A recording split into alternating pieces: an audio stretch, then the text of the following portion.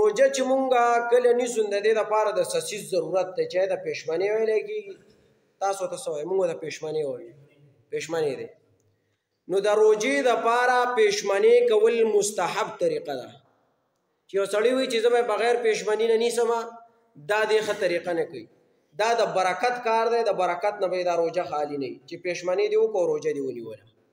یو خبره دویمه دا چې څوک روجه نیسي که نه د هغې دپاره خلک یو نیت کوي وایي چې بصوم غد نویت من شهر رمضان داسې یو نیت خلک کوي نو دغه نیت کول د روجې دپاره نه فرض دي نه واجب دي او نه چې دی نو سنت طریقه ده لکه سنت موکده نه دي که چا وکړه جو بس خی وکړه که چا ونه کړه نو ګناهګار پې نه دی روجه کېږي نیت بس د زړه قصد او ارادې ته ویلی کېږي چې دغه قصد او ارادې وکړه او پېشمنۍ وکړو دغه چې دی نو روجه تا اوس څه کړه او په فرض روجو کې که د نه پېشمنۍ هم پاتې شو نو نیسې به یې ښه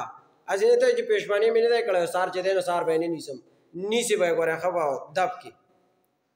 بل دا چې مونږ کله روجه ماتو نو په هغې روجه ماتي کې مونږ بیا یو دعا وایو مونږ وایو دا د روجې د ماتولو نیت دی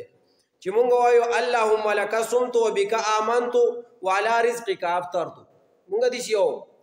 دعا وایو دغه ښه دعا ده ها یو روایت کې نقل ده نو که چا ووایي نو هم ښه طریقه راکوی نه وي نو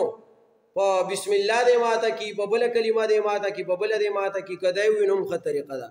لیکن دا مخکې ته دغه چې مونږ وایو دا نیت نو د دې نیت هېڅ ثبوت ګوره نشته قرآن حدیث کې هسې چېرته کتابونو والے ذکر کړي دي لکه خو قرآن حدیث کې د دغې څه ثبوت نشته داسې خاص چېرته ضعیفو روایتو کې که راغلی به خو ثبوت یې نشته